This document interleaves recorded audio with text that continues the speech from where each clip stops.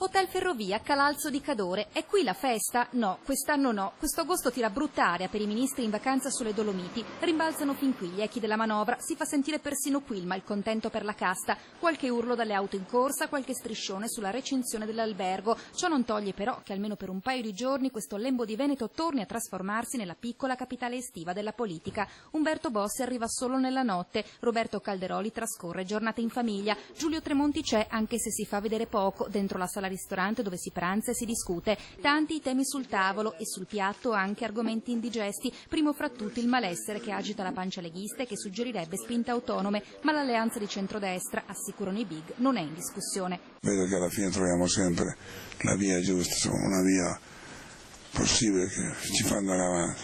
Il tentativo di mandare a casa questo governo e creare una frattura fra Bossi e Berlusconi ormai sono 3 anni che li stiamo vedendo, noi comunque teniamo duro, andiamo avanti.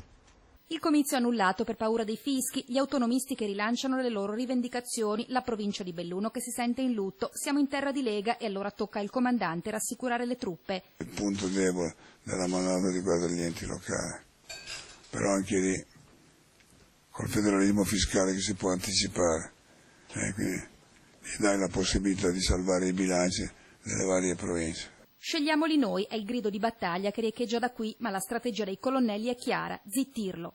È il sindaco di Calalzo che l'ha messo lui. Va benissimo, si faccia eleggere, venga in Parlamento e modifichi la legge.